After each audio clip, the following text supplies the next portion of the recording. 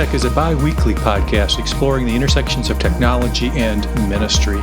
It is part of the podcast network sponsored by WELS, the Wisconsin Evangelical Lutheran Synod. Our show today is hosted by Martin Spriggs and Sally Draper.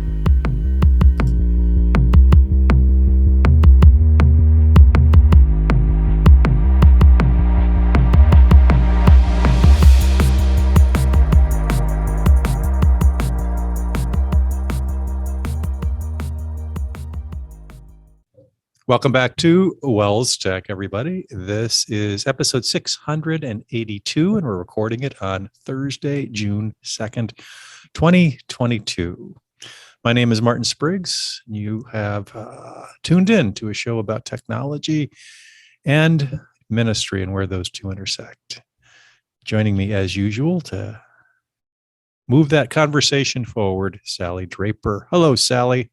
Good afternoon, Martin. Beautiful arrival in June we've had here in Minnesota. And I've actually been in Wisconsin. I've been there and back again. And it has been an exciting week for the Draper family. Yes, congratulations. Stanley finally is in the public ministry. Yeah. An official card-carrying pastor type. So, yep, our oldest son completed his Master of Divinity at Wisconsin Lutheran Seminary. We were there for all the festivities. What a beautiful campus. What a beautiful time to celebrate God's blessings to his church through these young men who graduated. I was able to see both Pastor David Tix and Pastor Eric Zabel and learn about where they were assigned. And it was just a festive time. Our son Stanley was assigned to Trinity Lutheran Church in Kaukauna, Wisconsin, which I didn't know existed or how to spell or anything until last Thursday morning. Yep. Yes, there are. And we actually were able to go with him and his wife up to Kaukauna and see the church and their whole facility. Just a beautiful location. And we're just super thrilled for them and thrilled that they're close enough that we can get to them within a 5-hour drive. So very nice. Was there a long vacancy there? Are they adding staff or what's the situation there? Actually, yeah, pretty long vacancy. The pastor had taken a call and left in October of 2020. So over a year and a half. Whoa. The congregation was just thrilled. They've called 12 times for a pastor. So to have this assignment was a huge blessing to them. They've had a vacancy pastor and things have been rolling along. You can see how God blesses congregations through that vacancy process. Sure. And the leadership in the congregation have really done an excellent job. So that's exciting for Stanley to now step in and begin to shepherd. And we just are looking forward to his ordination and beginnings of his ministry there. Excellent. That's neat, Good Sally. stuff. Yeah. Offer our congratulations to Stanley. I'm sure he's super excited to get going. So that's awesome. Okay. Speaking of excited to get going, we are getting going on a new summer series. And actually, full disclosure, I'm using this podcast as a little prep time for a class that I'm writing for the Graduate Studies program at Martin Luther College entitled Enhancing Ministry with Technology. It's a 3-credit course. It'll be taught for the first time in the spring. So I'm just writing it now, and I'm kind of thinking out loud on the podcast as I think through what this course is going to be about. I mean, I've got obviously high-level thoughts and a rough outline, and we'll be working through that all summer. This summer, we take kind of a lighter look at or approach toward the show, and we carve a few things out and just kind of focus on a few things. And this is what we decided to focus on. So let me just read the description of the course. Maybe that's a good intro to it. Then we'll talk a little bit about what we're thinking for a piece of it and go from there. It says technology is a key component in many areas of life, and it's no different in ministry either. This course takes a look at how technology can be harnessed in a ministry-minded fashion to improve, enhance, and extend ministries, including information systems, databases, communication tools, productivity and project management tools, and many other aspects of ministry. So that's very high level. What it sounds a lot like in some respects is stuff that we talk about each and every day on this podcast. So I'm thinking they could just listen to 14 years of podcasts. That's and right. Be all so set. we're going to distill this down into a course where they actually have to work a little bit and do some required reading and presentations and the like, and kind of dig deeper than, we kind of dig deep once in a while, but ultimately we go pretty wide and not super, super deep on the show. We don't have time for that. So, and podcast probably isn't the best format for that either. So what I thought we would do in this first episode, or this first focus of the summer on this topic, enhancing ministry with technology, is talk about project management. And that's, I think, Sally, maybe you would agree, and I've seen this in ministry settings that you've been involved with. That is one of the, I think, biggest challenges within a church or a school or an organization, is how to manage projects, because they are all about projects, whether you call it project management or programs or whatever. It comes down to a defined set of work that has a beginning and an end and has a desired outcome. And that's project management. And there's, fortunate for us, lots of technology tools that have come along in the past 10, 15 years that are super helpful in helping us manage projects. And we wrote a whole book about that exact topic a number of years ago. We kind of a test project for us. We wanted to see if we could write a book, for one, but we wanted to do this whole self-publishing process. As people, they say everybody has a book in them somewhere. I don't know if we found that to be true or not, but we did finish and put a book out on Amazon called With All Your Heart. Probably can't see it here on camera. There it is. With All Your Heart. Project management for churches, Christian schools, and faith-based organizations. So I thought we'd maybe take a few nuggets from there during today's show, just to get a little sampling, and these will probably make their way into the course that I'm writing as well. So yeah, I think you hit on the right angle for this. The reason you need maybe to start with project management is that so much of what churches and schools do are projects, and they may not call it that. They may say, we've got to get VBS done, or we've got that, Easter breakfast coming up and all of the outreach we want to do around that and everything. But those are projects, and that's the business of churches and schools in many ways, to have goals and set about steps to make them happen and involve a lot of people and all those kind of things. Lots of moving parts in projects, Martin, and hard to kind of wrap your brain around sometimes and keep it moving. Yep. That's one of the frustrations, I think, in project management, is the stuck project, those that don't go anywhere for lots of different reasons. And to practice good project management principles helps you unstuck or unstick projects. Maybe at the highest level, Sally, the way I would suggest maybe churches and schools think about this, or individuals think about this, is from a project portfolio perspective. If you don't know what a project portfolio is, it's basically a list of all your projects.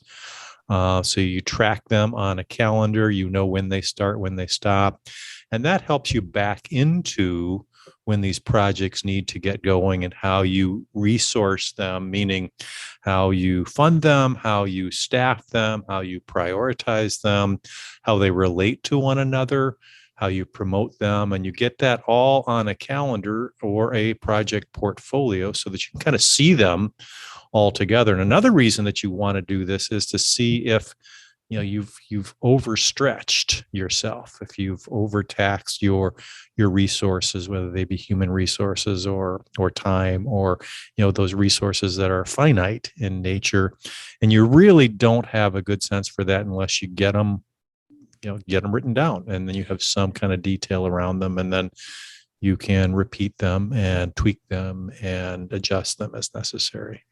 Yeah, I was just thinking it might be scary for some people to take that step and write them down. They might think ignorance is bliss, but just keep it all floating in my brain and keep juggling and spinning plates and all those things. But I do think it's wise for you to have that grasp of the full extent you're committed to different projects, and getting it written down is a good way to do that.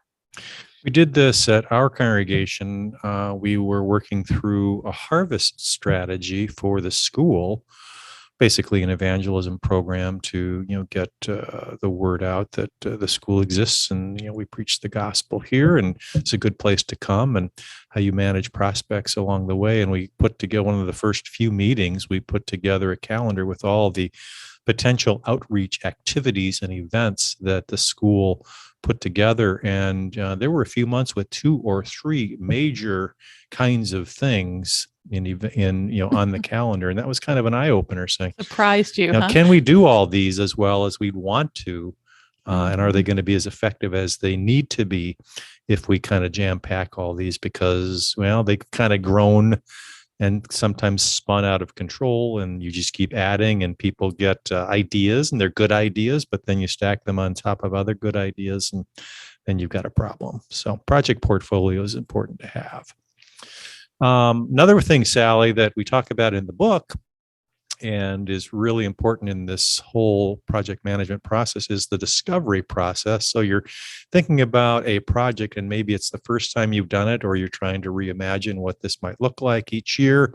And there are technological tools that can help you do that brainstorming and requirements gathering. If you're kind of starting with a blank piece of paper or a whiteboard, one thing that we use a lot is something called a mind map, which is kind of a free form tool where you can just throw a lot of stuff on the board or in the tool.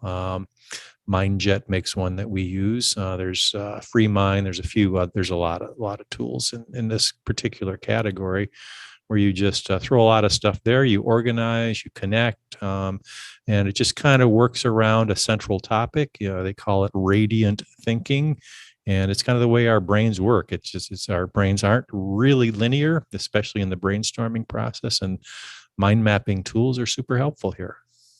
Yeah, it's a lot easier than just like you said, a linear outline, where moving things around isn't quite so easy to do. This is very drag and drop, intuitive.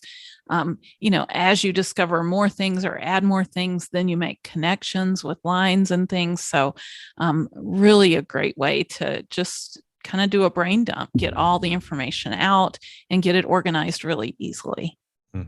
Super helpful tool for me, because that's if I'm just kind of stuck and I'm sitting in front of an outlining tool like Microsoft Word, you're forced to kind of think, this comes after this comes after this, and you're kind of destroying the way at least my brain works around the brainstorming process, where it's just more random than it is having to worry about this linear structure. So very true. So I envision like maybe a church council meeting or the organization meeting for VBS.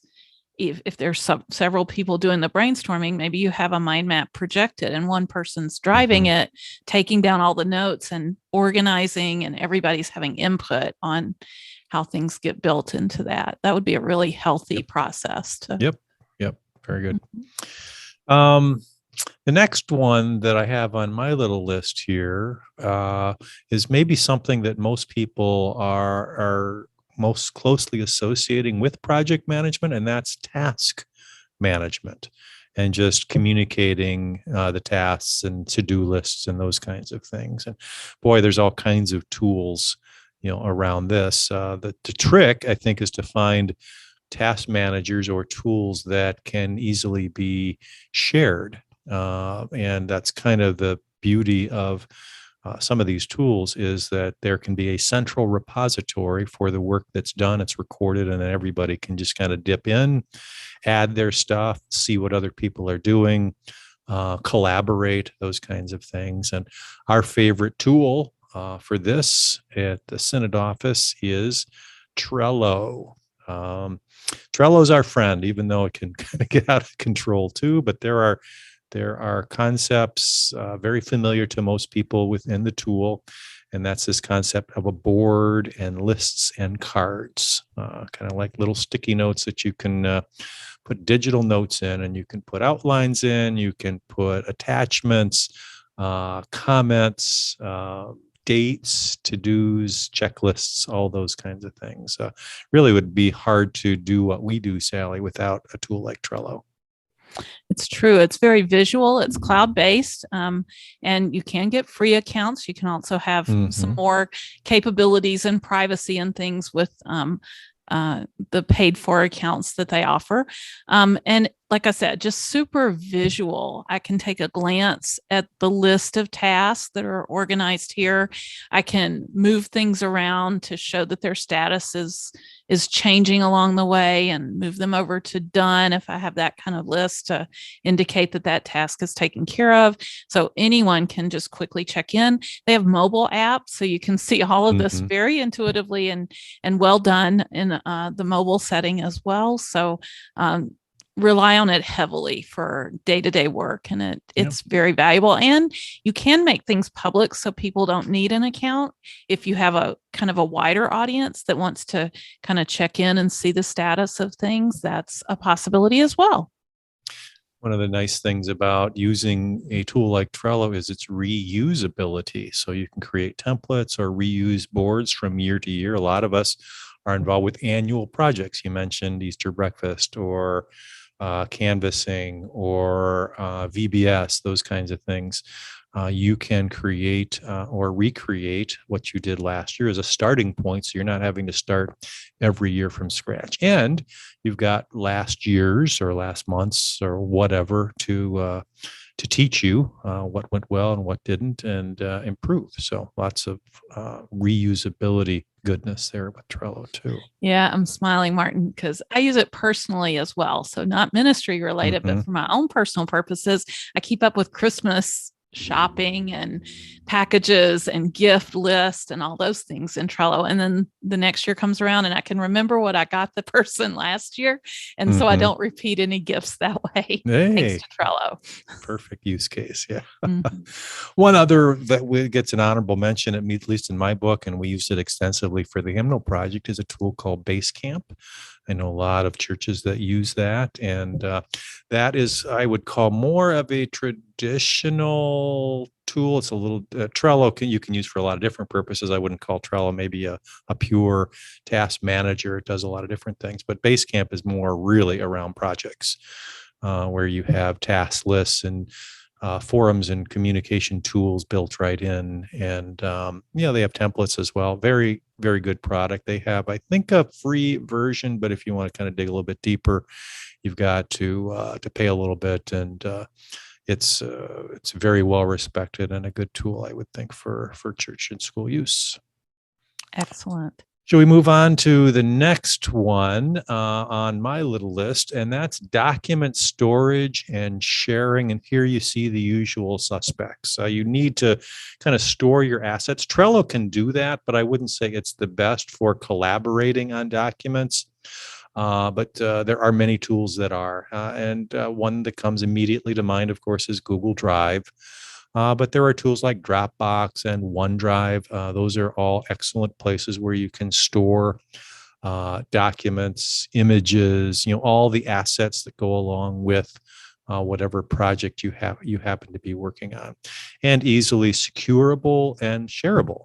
So those are criteria that you would want to keep in mind as you're working through a project, that you want to obviously keep things private if necessary, but obviously easy to get to and easy to collaborate on, and provide notifications when something changes, that kind of stuff. So, and mobile friendly. All of these have mobile apps that allow you to get after this stuff. So just these good repositories. And again, reusability, you want to obviously be able to get back or pass the torch from year to year. So if it's a different set of volunteers or different people that are working a project from year to year, all you got to do is point them to these repositories and you're good to go. Yeah. And one side note on that, just worth considering, spend the time on the front end setting up whatever your space is with the appropriate security and access and everything. You don't want it necessarily tied to the principal's personal Google account, and he takes a call and it's really hard to get it into more of a school Google atmosphere or whatever. So do take the time to put it in a good spot so that you can get to it year after year. Mm-hmm. One other side note, and this is related to documentation and just collecting the resources around a particular project. One tool that I really like to use for that is Onenote. And the reason I do is I can take notes there, but I can also stuff all kinds of other stuff in a Onenote. If you're not familiar with Onenote, it's a Microsoft product, and you can embed files, record audio, pictures. We use it for our show planning because you can put links in there. You can drag all kinds of stuff in there. Just kind of a catch-all place. And that's one of the important parts, one of the important things of organizing your stuff is you really don't want to have to remember all the places that you might have put something or how you organized it back a year ago when you were thinking maybe differently than you're thinking now, or you were at the beginning of a project and not at the end. This acts as a good collection for it, and you can search it, very searchable and shareable, all those kinds of things. So Onenote is an excellent tool for that. Good stuff. Next, and maybe the last item on our list isn't necessarily a point about a specific technology or tool, but a process procedure type, what I'll call a framework. How you organize your work and how you process and proceed through a project. And this is something we've talked about. We talked briefly about it in the book, but we live and breathe it every day here in the Center for Mission and Ministry in our work, and that is Scrum. And that is, as I mentioned, a framework that has things like sprints where you determine that you are going to work certain things during a specific period of time, usually in our case, 2 weeks, where we say for the next 2 weeks, we want to get X, Y, and Z done, and we identify who's doing it and how long we think it'll take, and we report to each other how we're doing against those goals, and that gives us a regular routine. That really speaks to kind of unsticking projects. If you have kind of a regular cadence and routine for getting stuff done, and Scrum and Sprints are very vital to that. And I think there's definitely application within a church or school setting for using that kind of framework. Yeah, I think Scrum kind of came out of like Japanese automakers, maybe, where they were doing these kind of processes in factories, breaking things down to small steps. The concept of a sprint is that, or of using sprints, I should say, is that you can't possibly know on the front end of something how it ultimately needs to turn out, because as you develop things, as you work through your building project or whatever it may be, things are going to change. Things are going to happen. You're going to hit roadblocks. You're going to have to reroute and make other decisions and things. And if you plan it all out from start to finish and, hit a hiccup like that, it's going to derail the whole entire ball of wax kind of thing. So the concept is to take 2 weeks worth of work or whatever time frame you choose and focus on that and get it all the way done.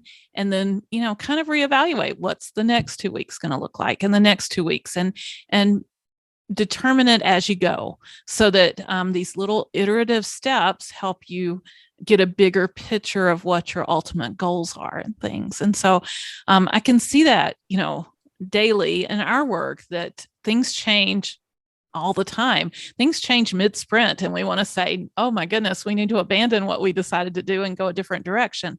But yet when you commit to those 2 weeks, you finish that up before you shift gears and do some different things. And so it's really beneficial to keeping you on track in that regard. I've seen it work.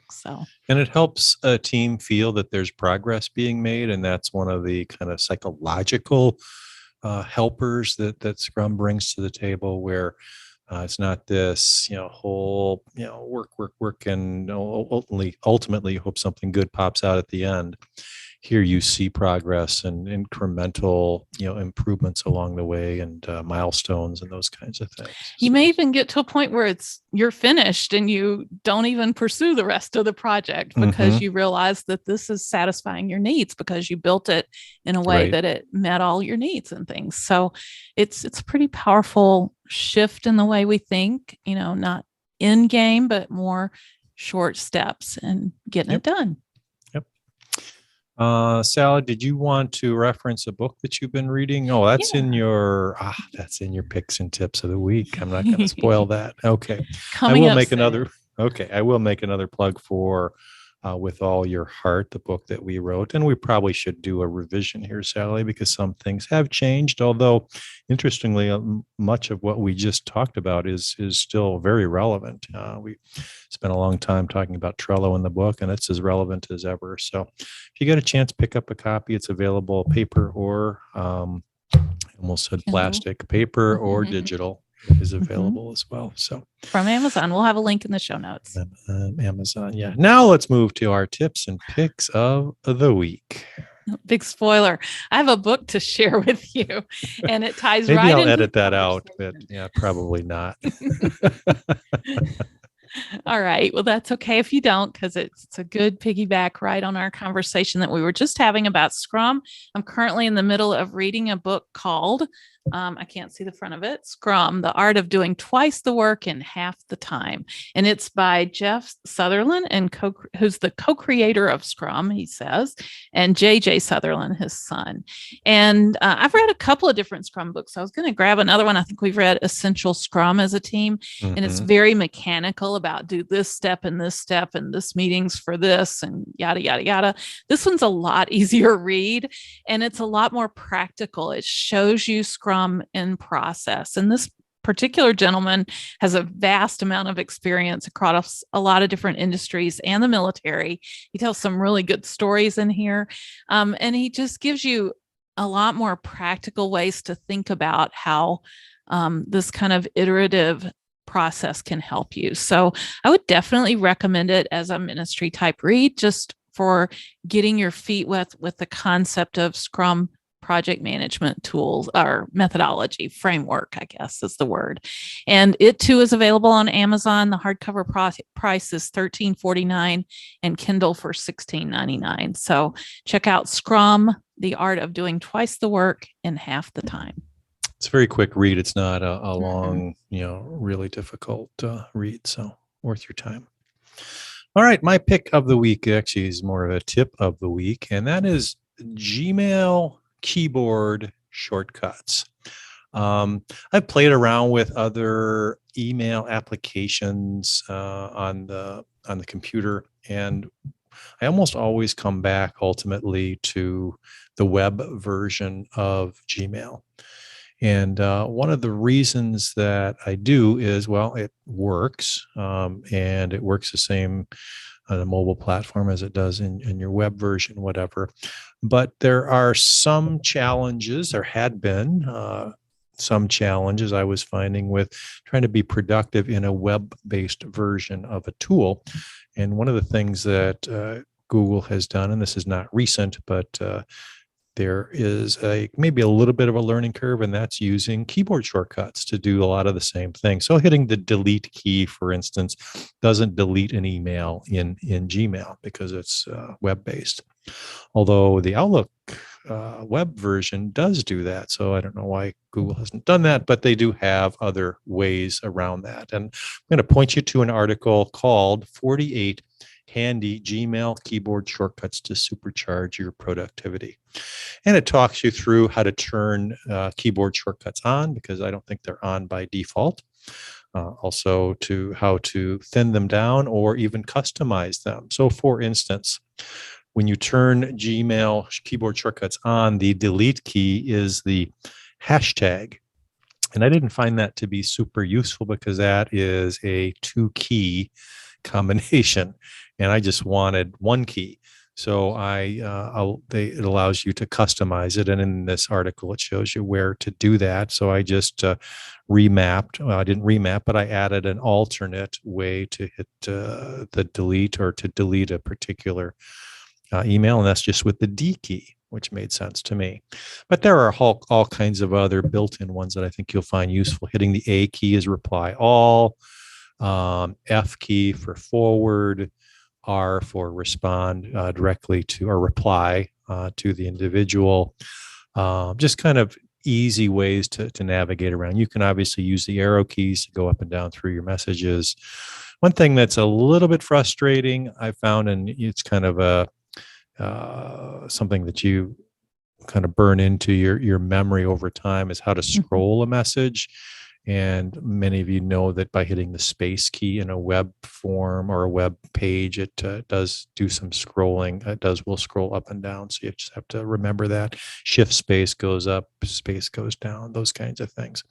But there's all kinds of other things in here. Shows you how to customize, of course, and just kind of makes the web version of Gmail a little bit more useful. So the person that wrote the article does a nice job of illustrating how to change the settings and all the useful ways to get this to work. By the way, if you hit Shift ? In Gmail, it will show you all of the shortcuts that are available if you've got shortcuts, keyboard shortcuts turned on. So another tip there. So that's my tip of the week. Good stuff, Martin. I'm still scrolling this article. There's a lot of keyboard shortcuts to learn. Yep. Do you have all of these learned and under your fingers? No, I don't use all of them. So some of them are pretty standard, like copy, paste, that undo, redo, that kind of stuff. Linking, adding links, that's always Control or Command K, in almost every application. So once you've got that, Control plus, Control minus for indent, outdent, that kind of stuff. So. But it's the big ones that are the ones that kind of do email management are the ones that interest me the most. So deleting, forwarding, replying, that kind of stuff. Very good. Keep your hand off the mouse. All right. Let's move on to community news and feedback. Sure. So I guess we could call this Hymnal Week because there were a couple of hymnal questions that came our way. We have new Christian Worship 2021 hymnal that was released recently. And one of the things that we've helped with in the past, kind of facilitated, was a Google Calendar with the church year lectionary embedded in the Google Calendar. So you could use that. You could subscribe to the calendar and have access to the different readings for each particular Sunday and special festival days, as well as like the hymn of the day and the psalm of the day and things like that. And that actually is going away at the end of the current church year. We're not going to continue to propagate that Google Calendar. So for people that are subscribed to it and are maybe looking forward to summer for planning the next church year, they're beginning to notice that there's no entries in that Google Calendar. So we've had some questions recently about when it will be updated with the new church year and that kind of thing. And instead of updating that, that Google Calendar lectionary is being replaced by the new Christian Worship Service Builder. I'll just do a quick screen share. Service Builder is a subscription tool, but it's also available for free. And for free, you can get access to the full lectionary. So if you click on a particular Sunday, the readings for that Sunday and prayer of the day, the gospel acclamation, the psalm of the day, and the hymn of the day are all there in the Service Builder. And also the color for that Sunday is available as well, displayed there in Service Builder. So all the things and more that were part of that Google Calendar lectionary are now presented here in a much nicer format. And I'm not logged in or anything. I don't have a subscription, but I'm able to access that, like I said, for the Sundays as well as for the festival worships. All of it's here. So that's the direction you should go. Bookmark the builder.christianworship.com website, and that will get you what you need. Excellent. Speaking of the hymnal, we had an email come into our WELSTech hotline, so to speak, helpline, whatever we call it, from Michael Riley. Michael says, I was happy to find the lyrics here for all the hymns in the Christian Worship 93 hymnal, and was wondering if there was a similar resource for Christian Worship 21. I think he's referring to the text expander tool that we made available that Emil Burgess put together for us. And you can basically plug any Christian worship hymn, with a couple keystrokes into with the right program into whatever you're typing in. He says, my congregation is considering the new hymnal, and I would like to present a comparison of the lyrics that have changed for hymns that have changed between 93 and the 93 hymnal and the 21 hymnal. I've started doing this with both hymnals side by side, but that's a very laborious and tedious process. I would like to use a comparison tool to find the differences, but for that, I need the CW21 lyrics. I have already noted that some of the hymns in CW21 are far superior to some of the hymns in CW93. God's own Son, most holy, is perhaps the most dramatic I've found so far, and I think letting people see what has changed will help allay some fears. If you have the CW lyrics or can get them, I'd be most thankful. I'd also be happy to share the results of such a comparison in case someone else might find it useful. So I didn't know the answer to this. I reached out to former hymnal.